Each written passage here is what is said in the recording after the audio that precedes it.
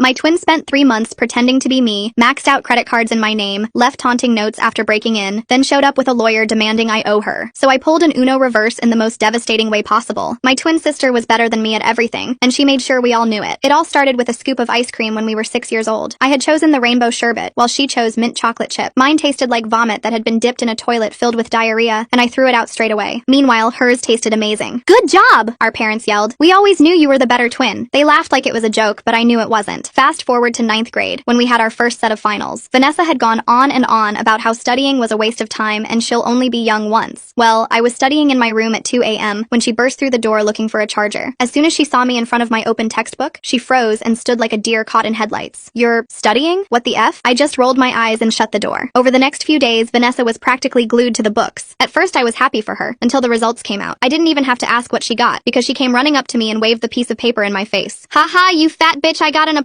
Let me see what you got." I showed her my A and she bent over from how hard she was laughing. "I effing knew I was smarter than you." But the worst part came later, when we were all at the dinner table. My sister whipped out a laminated copy of her exam paper. My parents didn't even wait to ask me what I got before singing her praises. Meanwhile, our dad was beaming with pride. "I got an A," I whispered when the kitchen got a little quieter. "You need to start being more like Vanessa," my mom instantly responded. From there, I started to isolate myself from the family. I'd spend all my time at home with our black cat Midnight, and culled any urge to talk to them. So by the time college applications came around, I was practically buzzing with excitement to finally move out. Vanessa was beside me when she got the email from her dream college. She was bouncing up and down on the chair faster than a trained window girl. There it was, in plain red Arial font. Rejected. I could see the light in her eyes die out. After just 10 seconds of crying, she turned to me to ask a question. "Can you tell mom and dad that you accidentally deleted my acceptance email, and that's the reason I didn't go?" I sighed. "I don't know." "Thanks. You're the best," she interrupted. For the next few weeks, Vanessa was less mean to me than usual to thank me for the favor. We were sitting at the dinner table a few weeks later when I asked her to pass the carrots. "Why would I pass you anything, you conniving bitch?" she screamed. I slowly rubbed my temples, bracing myself for what was to come. Mom Daisy, my name, deleted my college acceptance email and I missed the deadline to accept. My mom's fork clattered on her ceramic plate. My dad spit out his Dasani water. "We always knew you were jealous of Vanessa, but we never thought you would take it this far," my dad said with full confidence. I didn't talk to them much after that because we couldn't even get through a full sentence without them bringing up the college email. And when I finished high school, moving out was a no-brainer. I never even bothered coming home for the holidays, and talking to my parents was too frustrating, so I didn't do that either. Instead, I'd just order them gifts on Amazon for their birthday and Christmas. And since Vanessa never went to college, I'd get her something too. Fast forward to 4 years later when I finished university. I invited them all to my graduation, and it was the first time I had seen them in years. I met them for photos after receiving my diploma. "That could have been Vanessa," was the first thing my mom said to me. I pinched the bridge of my nose. "Yeah, the diploma should be mine," Vanessa added. They then proceeded to take my graduation gown and cap and put it on Vanessa to take pictures of her instead. They were looking back at the photos I took when Vanessa noticed my finger covering the lens. "You always sabotage my success," she said. Something in me finally snapped. "Oh, sort of like when you got rejected from your dream college and let me take the fall?" My parents' jaw dropped. Vanessa's face went white. "What are you talking about?" She laughed, but it sounded forced. I looked straight at her. "Remember senior year? You asked me to pretend like I had deleted your acceptance email because you didn't want mom and dad to see you got rejected?" Mom was staring at Vanessa like she'd never seen her before. "Is this true?" she asked, voice shaking. Vanessa stammered,